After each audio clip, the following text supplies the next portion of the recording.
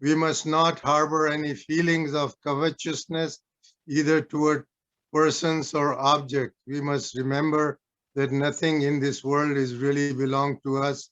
At best, we are merely borrowers of things. So this is a commentary on what Yoga or Patanjali says about the first limb that we should, who want to practice Patanjali's yoga, should practice. So non-violence, not lying is speaking the truth, non-stealing, non is observing continence, and not having any greed. These are some of the basic things we can do, one should do, is which has to do with ethics and morality, you can say. Last week, you remember I said that meditation is translated as bhavana, which means creating a mental culture.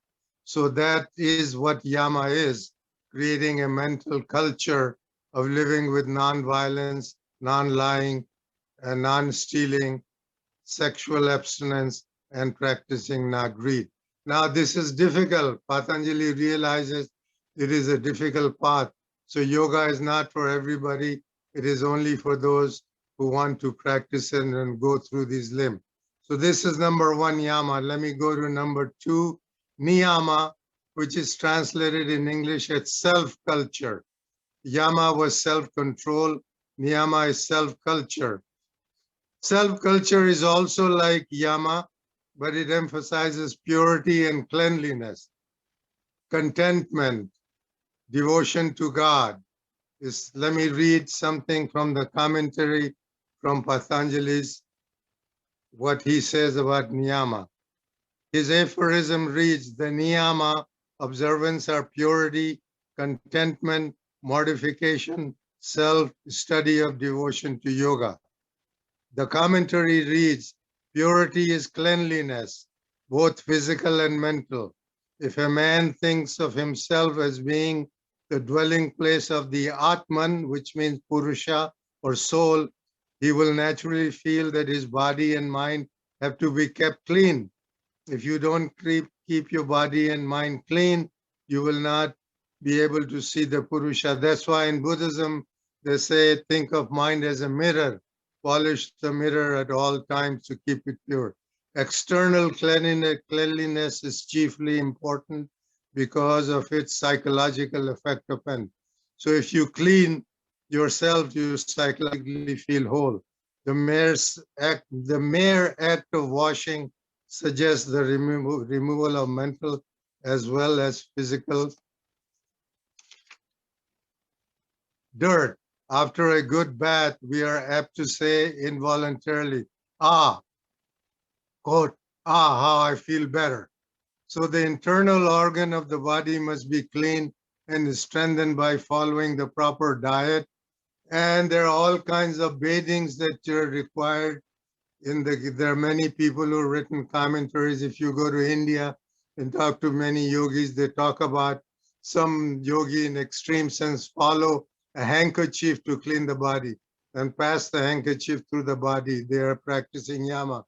Many yogis stand in the river and suck the water through the anus into the body to clean the system and release like taking a natural enema, standing in the water. There are all kinds of commentaries written on niyama in India that emphasize different form of cleanliness. Yoga, Patanjali simply says, be pure, feel contentment, clean yourself, and be devoted to God. This is where he brings theism. Sankhya philosophy does not believe in theism, but he believes yoga is important. In yoga, you can have a God to rely on. The God that he emphasizes on is called Ishwara, and I will talk about it a little later on. Okay, let me go on to the third limb, which is asana. Asana, which means posture. Let me read from a Danish scholar and Indologist,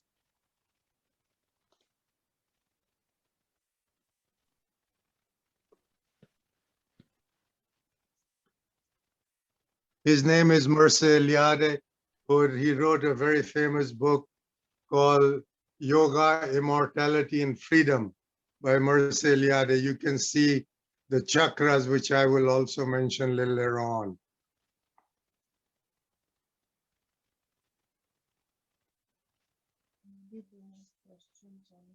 No, at the end.